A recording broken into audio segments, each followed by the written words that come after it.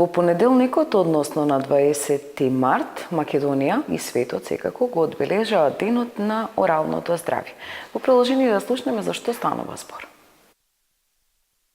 Без орално здравје нема општо здравје. Расипани заби, лош здив, крвави непци и слично можат да предизвикаат проблеми како и заболување од најразличен вид. Во 1994 со одлука на Светската стоматолошка федерација се установи 20 март како Светски ден на оралното здравје. Ние во координација со општите лекари многу често одредени општи состојби кои што се хронични заболувања кај популацијата токму ги пронаоѓаме најпрвин во устната шуплина. Затоа е од особено значење и е многу битно, нели, она превентивно прегледување и орална хигиена да се извршува многу често. За жал, кај нас 90% од популацијата веќе има некој проблем од орален карактер и честото посочуваме на соодветна хигиена и посета на својот избран стоматолог да биде барем на 6 месеци како би воделе одредена евиденција или одредена состојба како би ја воделе кај секој пациент. Грижата за забите треба да започне од најмала возраст. Од мали децата треба да се научат да практикуваат навики кои нема да ги оштетат забите. Но колку од нас ги практикуваат или она што е поважно, колку мина од нас несвесно во текот на денот практикуваат навики кои се штетни за забите. Најбитно е оралната хигиена е најбитна, значи таа е потребно да се почне уште во најмала возраст, тоест уште од самиот почеток на растењето на забите. Значи негде кај 6-тиот месец треба веќе мајките да почнуваат да водат грижа за забите и оралното здравје на своите дечиња, тоест да почнат со превентивно проплакнување или промивање на некој начин со најосновни на газа која што би била потопена со камилица и на тој начин би се олеснило и ерупцијата на новите заби, а и постоечките веќе кои што ги има ќе можат да се чистат соодветно. Покрај што секој човек е важно да ја одржува усната шуплина здрава, односно гингива, непца, заби и јазик, стоматолозите препорачуваат хронично болните како дијабетичари од тип 1 или 2 како и лица кои имаат автоимуни заболувања, треба што почесто да посетуваат стоматолог и да одржуваат поголема орална хигиена. Денешната тема со мојот гостин е подетален разговор околу целокупното орално здравје или одржување на усната шуплина здрава. Добре дојдовте во студиото на Мега телевизија. Ке започнам на почеток зошто е важно да го одржуваме оралното здравје здраво. Ете така да се изразам. Оралното здравје е нели еден од најбитните, тоест да биде општото здравје цело, нели оралното здравје мора да биде на прво место. Под орално здравје се подразбира, прво мораме да кажеме дека е општа состојба, општо добра состојба на самата орална шуплина во која што влегуваат забите, непцата, јазикот, значи целокупната орална шуплина мора да биде во безпрекорна состојба за да ја рачунаме, за да сметаме дека таа всушност представува здрава состојба. Здрава, нели, здрава устна шуплина. Многу битен фактор, можеби и најбитниот факт за здравје на за оралното здравје е секако одржувањето на оралната хигиена, кое што е од круцијално значење за самото здравје. Тоа подразбира дека уште од најмала возраст, самото растење и почетокот на растењето на запчињето на децата, ние мораме да се грижиме за нивната орално здравје, тоест за хигиената во устната шуплина. Најбитно е да кажеме дека со самото чистење на забите треба да се почне уште од многу рана возраст, тоест уште при почетокот со самото растење на првите запчиња, мајката има таа улога каде што треба на соодветен начин, најчесто тоа е преку чистење на запчињето со помош на некоја газа која што е потопена најчесто во камилица, во чајот камилица, и на тој начин се врши за почеток чистење на запчињата кои што се во моментот израснати, и со самото тоа се врши и масажа на гингивата и му се олеснува на некој начин Процесот на никнување на забите. Кога станува збор за хигиената, таква е динамиката на животот, кога не често можеме да тркнеме до дома, четката, враце, пастата и 3 забите, и тоа е најмалку 3 пати денес. Меѓутоа, важна е еден од основните услови за општо орално здравје, мислам, да биде здраво тоа орална шуплина. Меѓутоа ме интересира кога ќе пуштите телевизија, вие гледате реклами со не знам какви не пасти, дали е тоа само комерцијален дел или можеби навистина е важен изборот на пастата за заби, за покрај тоа што ќе имаме хигиената, ќе имаме и придонес кон зачувување здрави заби, бели заби, четката ако е ваква или таква, меѓу просторот, онај теснец ќе може да го исчистиме и слично.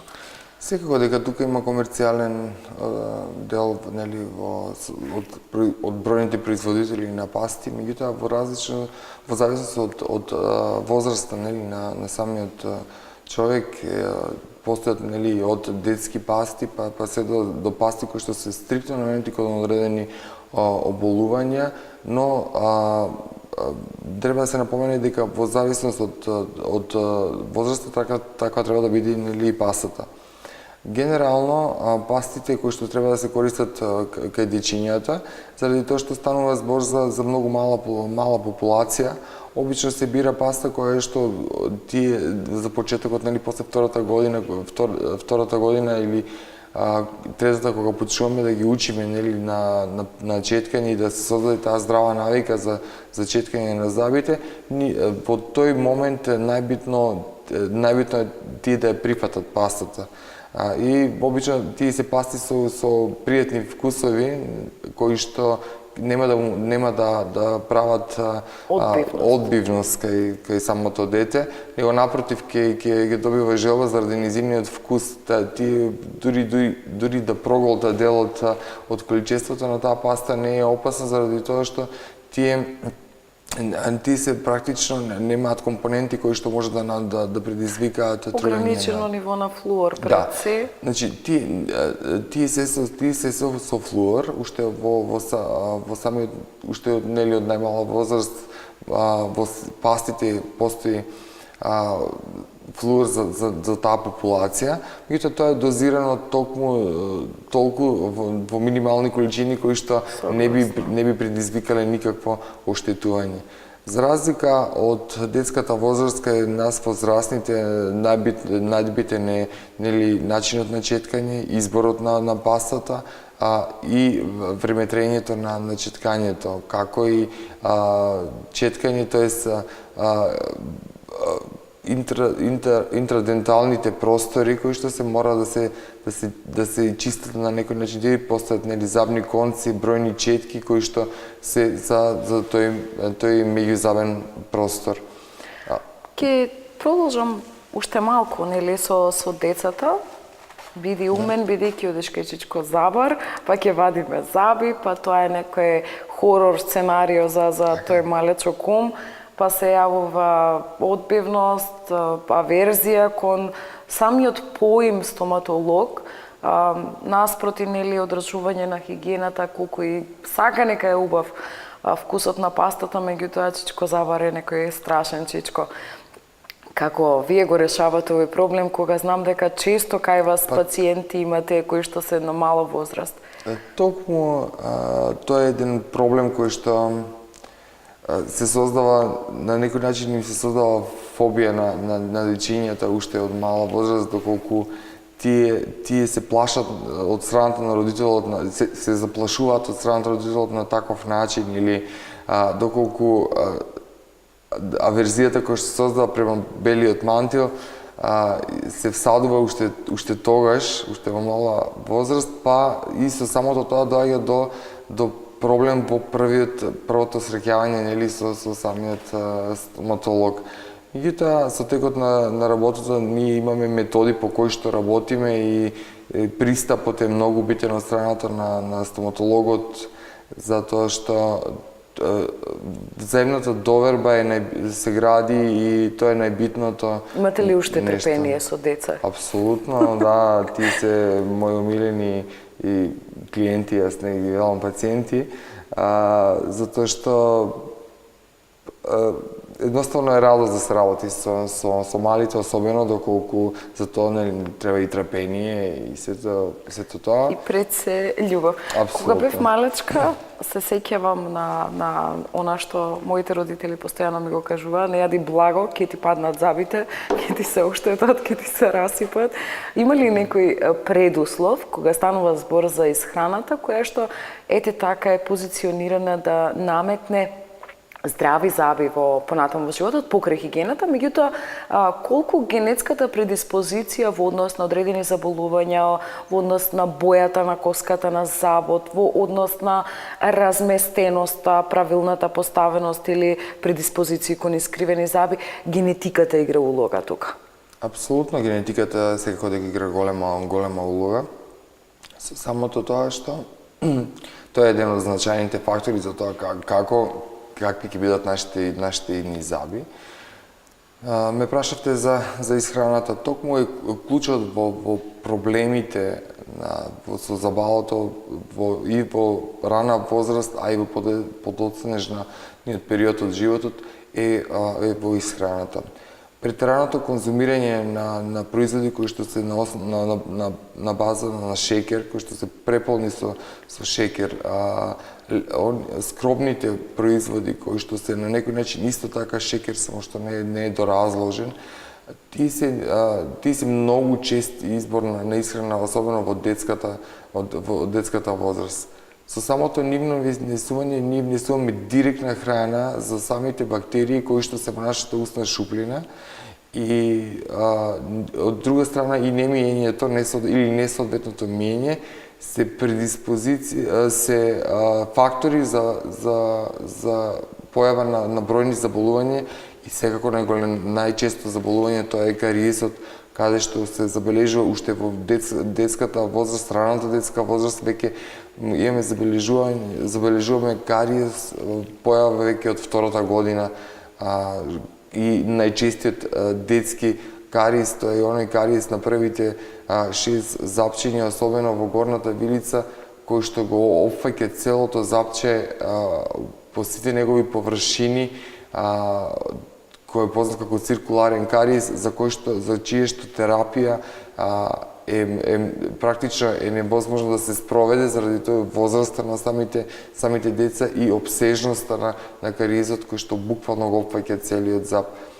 Така да се препорачува дека исхраната во суштина и не само кај во најмалата возраст, него и кај нас треба да биде исхрана која што е богата со растителни влакна и да биде претежно да изобилува со овошје, да изобилува со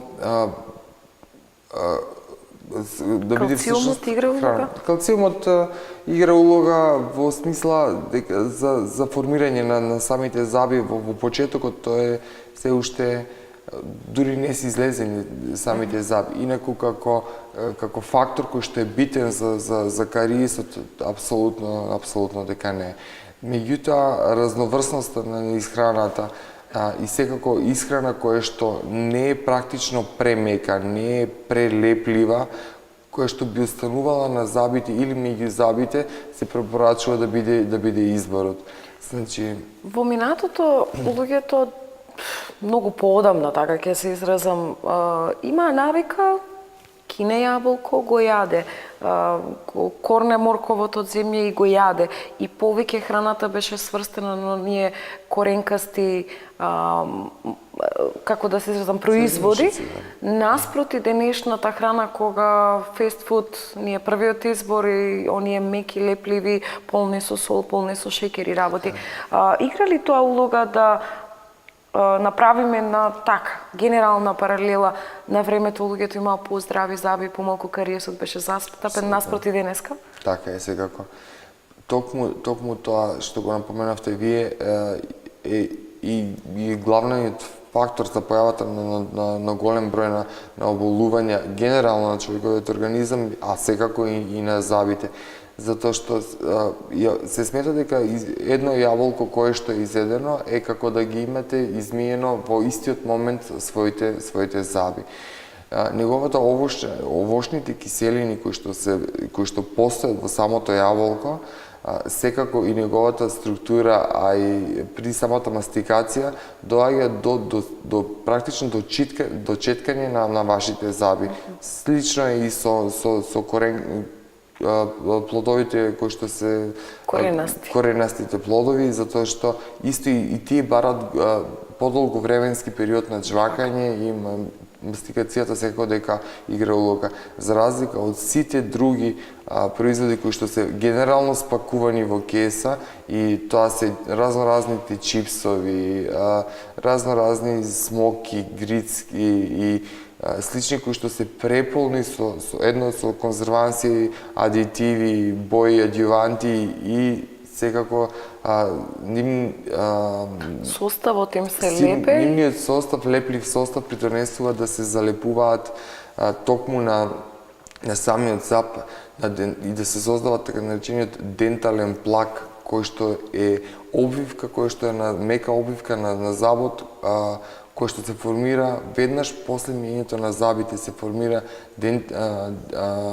дентална пеликула, па потоа се формира дентален плак на кој што се надоврзуваат бројните микроорганизми, тоест бактериите кои што се присутни во нашата устна шуплина и на тој начин предизвикуваат оштетувања на самиот зап, а секако од тука влегува оштетување на гингивата и на подпорниот апарат на самиот зап. Зборувавме за исхраната, за предиспозициите кои што гарантираат еве поквалитетни заби.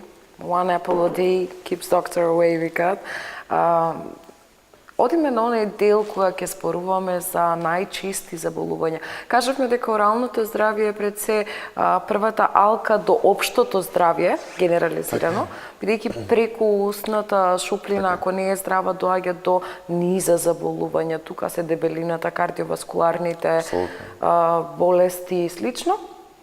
И сега, како специјалист во вашата област, како професионалец, изминативе 7 до 8 години функционирате како стоматолог на подрачјето на општина Битола.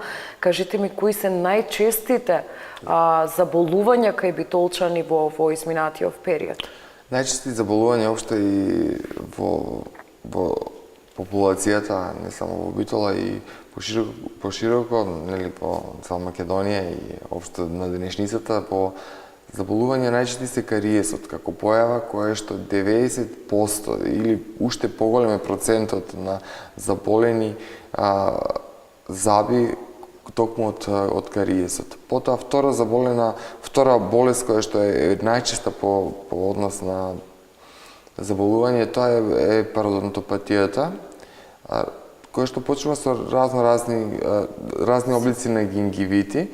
Значи, овие се двете причини кои што најчесто доведуваат до губиток на одреден број на заби, кои што потоа доведуваат до целосна промена на нашето заболо, со кое што индицира и создава простор за потреба за решавање на протетски конструкции.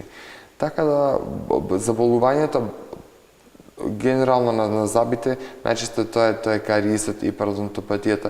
Меѓутоа станува збор и за бројни заболувања кои што од неправилни тераписки пак пристапи доведуваат до други оболувања кои што потоа следуваат. И секако тука се оболувањата на меките ткива кои што се најчесто од габична природа.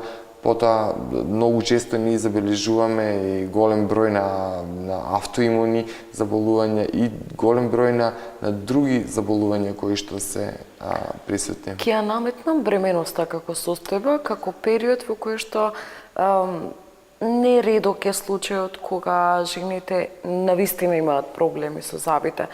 Дали се тоа ронење, дали се тие почести, што викаме народно, забот ми се расипа. Што е причината за таквата појава? Самата причина или таа поразлична состојба на организмот, каде што буквално целиот организам е променет во периодот кога жената е друга состојба. во трудна состојба или е нели во блажена состојба, самото тоа кажува дека целиот организам е во поинаква состојба. Тоа подразбира дека организмот кај жената во тој период е во хормонална поразлична состојба од нормалното. Со самото тоа кај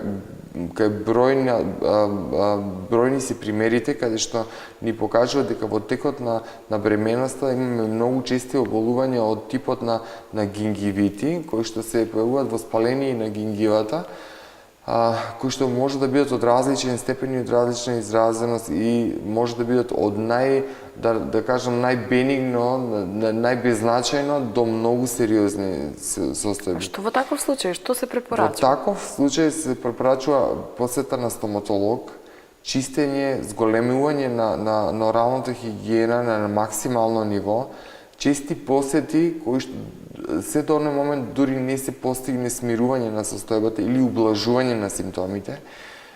При тоа, секој од нас стоматолозите имаме свој принцип на работа со таквите пациенти, меѓутоа генерално во тој период треба забите да бидат, многу е битно пред самиот период на бременост, нели да забите да бидат санирани, да се сведе на минимум промени, нели они заби што се расипани да се сведат на минимум, да се поправат што е можно порано.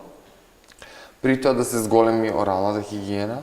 Во текот на бременоста е потребно, нели, секоја трудница да ги зема потребните препарати како суплементарна терапија кои што ги припишуваат гинеколозите. До пред 5 години ние бевме на некој начин и задолжени кои што за да препишуваме после 5-тиот месец на бременоста и флуор, кој што игра значајна улога во формирањето на зачетоците на забите уште во ембрионалниот развиток кај плодот во случајот. На плодот. Меѓутоа, мислењето да се поделени по однос на примената на флуорот веќе и во самата Светска здравствена организација има различни толкувања во денешницата, така да во последно време кај нас се избегнува употребата на флуорот како битна компонента за формирање на глеќта кај забите. Подсилувај муабет во моментов, каква ни е состојба во Македонија како земја која што така ретко си ги мие забите, така да се израза. Тоа значи дека навистина има пари во овој бизнис како стоматолог. Значи, оние протетички зафати, па коронки, па импланти, па не знам ни како се викаат, ги има многу. Ајде да отвориме таа тема не од страна на финансиите, туку какви се можности денеска луѓето имаат кога станува збор за недостаток на заби во устите и слично. Бројот во денешно време изборот на протетските работи е преголем, нели? Беззабоста како таква состојба на забавата е апсолутно неприфатлива прво од функционален аспект, а потоа и од естетски, кој што во денешно време му се еквивалентно значење му се посветува како и на функционалниот и на функцијата. Така да бројни се начините на решавање на беззабоста, по зависност од дали тоа станува збор за губење на еден заб, губење на повеќе заби или губење на сите заби. Генерално, доколку станува збор за губење на поедини заби или 1 до 2 заби кои што не се соседни или се припаѓаат на различен квадрант од нашата уста, тогаш се препорачува да се решава проблемот со помош на имплант. Имплантот како протетско помагало кое што е вградено во нашиот организам е апсолутно трајно решение и едно од најправилните решенија кои што постојат во денешницата за решавање на беззабоста. во случај да не се од финансиски аспект да не е можно да ги решат пациентите преку импланти своите недостатоци, тоест беззаботно да ја решат преку имплант, тогаш постојат бројни други можности од протетски аспект, како што се мостовите, коронките, потоа парцијалните протези, и се до оној момент кога веќе во денешницата се произведуваат и беззаботно се решава со помош на безметалната керамика, која што представува на некој начин во светот или нешто што е најбезбедно за самите пациенти. Тоа е вашата специјалност, ако не се лажам? Не е моја специјалност, сум општи стоматолог по професија, меѓутоа најчесто ги работиме безметалната керамика. Безметалната керамика нуди безброј можности за решавање од функционален аспект и секако од естетски аспект. Па се до најсовремените во денешно време пристапот, тоа се ламинатите, каде што се потенцира најмногу изгледот на самата насмевка, а секако и луминиерсите, тоа се безметални изработки за кои што не е потребно стружење на вашите заби. Значи, палет, тоа е протетиката и особено па и безметалната керамика, тоа е една палета која што е многу бројна и изборот е секако во взаемен договор меѓу докторот и пациентот. Ја споменавме, нели, естетиката или така да се изразам корективна стоматологија, она што го нема да се донесе тука во устата. Пред неколку години можам така да се изразам дека многу беше ин која ќе се насмевнете и сонцето од спротивната страна ќе удри тинк, едно светолче излегува од некаде, значи тоа се цирконите за заби. Колку денес се баран и колку е реално да се стават циркони кај луѓе кои што па не си ги мијат забите, бре. Тие барат циркони да им лепиш. Па такво нешто јас никош не ставам, тоест не ставам, заради тоа што сметам дека тоа не е естетика по мене, не е естетика да се стават циркони или дополнителни украси на самите заби. Не сум, да речам, против генерално, тоа е избор на самиот пациент како ја замислува својата насмевка.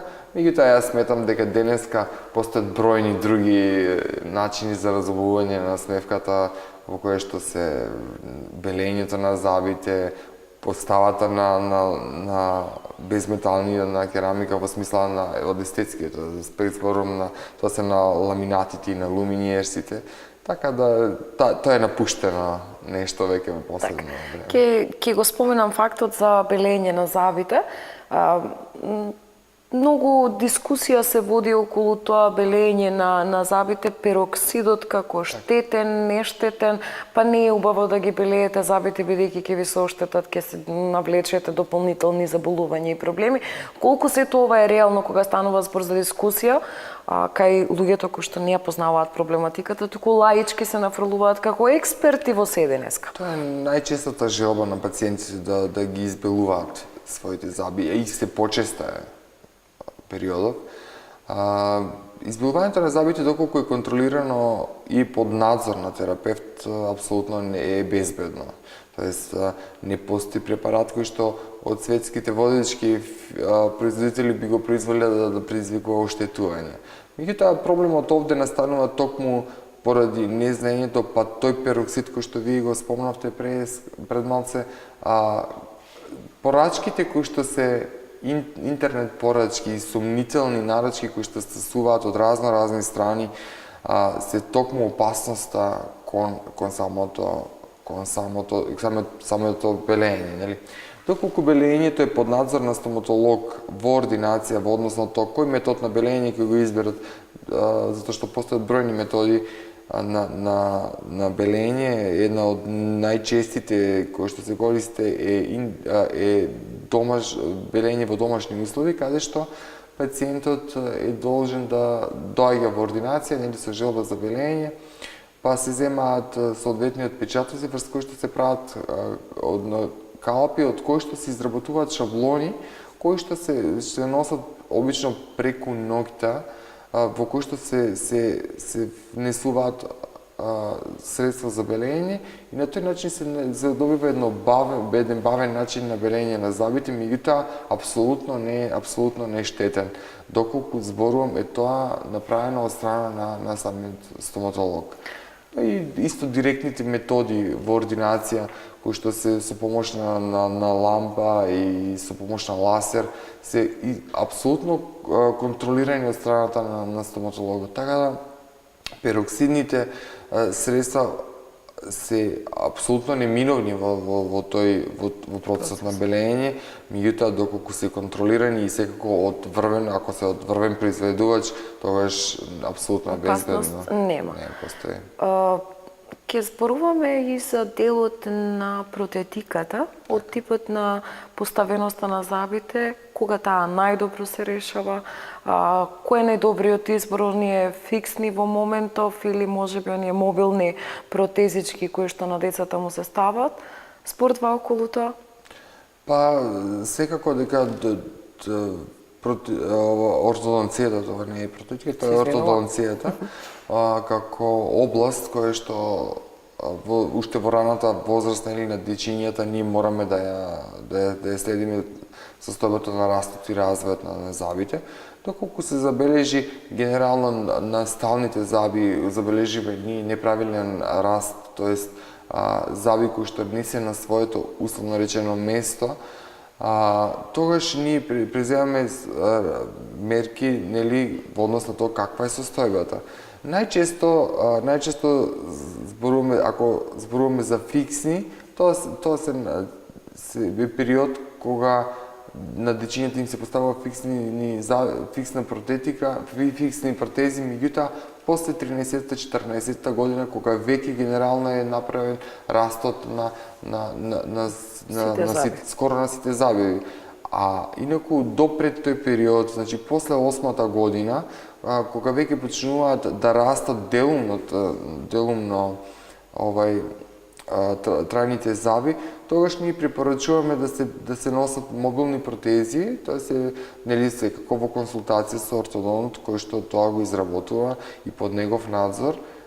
Тогаш имаме делумно израснати зъби, се уште не проникнати, имаме мешана дентиција, значи имаме и се уште постојат млечни зъби, па доколку постои определена причина нели за носење на мобилна протеза, тоа кој што прво го забележуваме ние како стоматолози, па ги препраќаме кон ортодонт кој што ќе ја преземе понатамошната работа и улога секако.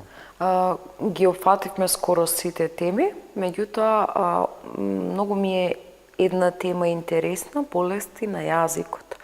Дали имате пациенти кои што доаѓаат со одредени, не знам, некакви се симптоми на јазикот кои што укажуваат дека да, ова устна шуплина не е како што треба и тоа доаѓа нели токму ова е изворот? Апсолутно. Значи, болестите на јазикот и на лигавицата се бројни во устната шуплина, значи почнуваме од најнеопасните, тоа се те појава на кандида, па се до забележување на автоимуни заболувања кои што првите симптоми се појавуваат токму во устата, па и за нажалост и малигнитети, и бенигни и малигни болести токму се појавуваат во самата устна шуплина. Ке почнем од најбенигните, тоа е појавата на кандида, каде што уште во детска возраст многу често е забележуваме како кај дечињата ја нарекуваме уште и сор. Тоа е една бела превлака која што се јавува по самата букална слузница и секако по самата на површината на самиот јазик. таа лесно можеме да ја тргнеме и има бледо жолтеникава боја, се појавува многу често уште и кај доенчињата. Значи ли тоа заради нехигиената на мајката? Во моментот може да игра улога, но не би рекол. Пред се е ради тоа што се уште имунитетот е во фаза на формирање, па во тој период дечињата се среќаваат со првите патогени или условно речено патогени причинители на надворешноста, па несоздадениот имунитет може да доведе до појава на разни болести. Секако вклучително и на кандидата. Таа е нормален присутна во нашата флора. Меѓутоа, кога имунитетот не е во баланс, тогаш може да преовладува и кога преовладува низината улога од нормален напредна фаза, од нормална состојба и нормална присутност преоѓа во патогена. Ликовите се со антимикотици и тоа е една, да речам, најлесна или лесна болест која што ние брзо ја решаваме. Симптоматологијата ја објаснив, може да мајките да забележат како една бела превлака на јазичето кое што детето е обично вознемирено, плаче и не може да се доењето да се изврши нормално. Значи, тоа е во детската возраст. Кај возрастните веќе имаме бројни заболувања. Многу чести се во последно време ги забележуваме, тоа се афтите како промени кои што се појавуваат многу често. Да, чие што етиологија нас не ни е во буквална смисла позната како причина, меѓутоа тоа се едни болни формации кои што се најчесто на букалната слузница или на јазикот, кои што се како бели крупчиња, јасно ограничени, кои што се преосетливи на дразба и силно се пациентите со такви промени во устата се силно сензитивни, па често реагираат на кисело, на благо, на љуто, исклучително се чувства, имаат постојано чувство на печење. Значи, нивната етиологија не ни е буквално позната како што напоменав, меѓутоа општото здравје на човекот е многу битно, или самите тие промени во устата кажуваат за општото здравје на човекот. Така да, доколку се тие зачестени, мора да се бараат причините и на општо здравје. При тоа да се сменат неправилно поставените пломби, кои што предизвикуваат исто така проблеми од типот на гингивити, тоест воспаление на гингива, формираат пародонтални џебови, кои што после пак се основа за појава на пародонтопатија, која што исто втора најчесто оболување на забалото покрај кариесот. Автоимуните заболувања се многу ретки, меѓутоа за среќа имаме ние најчесто даваат први резултати први симптоми во уста, па ние многу често ги препознаваме, нели? Од плунката. Така. Кои се најчесто преносливите болести кои што може да се дадат, нели, преку оној така наречен безболен или прекрасен бакнеш, меѓутоа после тоа доаѓаат некои. Ако мислевте на Епштейн-Бајеровиот вирус, тоа е и капковите инфекции, нели, инфекциите кои што може да се предизвикаат преку капкова пат, тоа се бројни, доколку ние сме, некој лице е оболено од грип, например, на тој начин доаѓа преку самото кивање, кашлање, тие се капкови инфекции кои што може да се пренесуваат. Други оболувања од вирусолошка природа кои што настануваат преку самото плунка, тоа е инфективната мононуклеоза, која што се карактеризира преку нивниот пат за пренос е преку плунка. на тој начин се пренесува и дава јасна симптоматологија со многу висока температура, потечени лимфни јазли, особено субмандибуларните јазли се потечени, така да тие се преносители, да речам, директни преку плунката. Да, инаку другите, некои посебни не се преносители. После одредена возраст кај човекот, започнува така наречено повлекување на непцето. Што е тоа и како да се заштитиме од тоа? Значи, спомнување имаше дека треба да се масираат непцата, правилното четкање, па унавака врне дождот, така расте тревата, што им го објаснуваме на дечињата.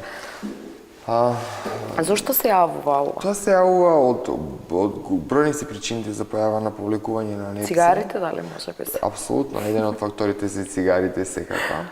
Неправилниот начин на живење, нехигиената,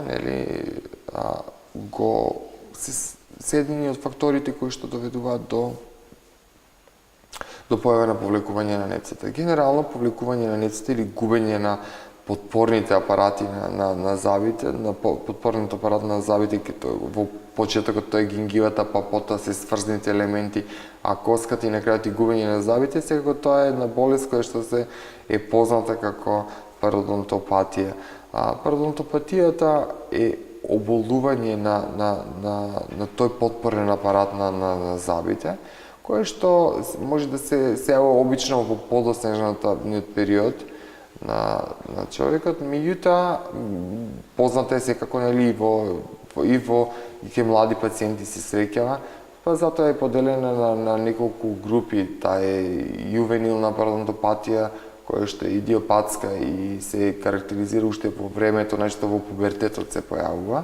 Тоа е многу често кај што доаѓаме до губење на зъбите поради расклатување или губење на тој подпорен апарат. Секако дека главна причина за пародонтопатијата е немиењето на зъбите, формирање на дентален плак на кој се недоврзува потоа зъбниот камен. Со самото тоа се руши и се деструира структурата на забалото, кое што е во неколку фази. Самата болест е поделена во бројни фази и најбитно е штом се препознаат првите симптоми, затоа што во суштина таа е во почетокот асимптоматска, тоест е болест која што не боли во почетокот како главен симптом по кој што се обраќаат или се обраќаат пациентите кај стоматолог. За жал, таа во почетокот почнува со благо црвенење на гингивата, на непцето, кој што потоа зема се поголем и поголем замав, па веќе пациентите нејде кога ќе почнат да се расклатуваат зъбите, првите луксации ги забележуваат промените, па се бараат помош.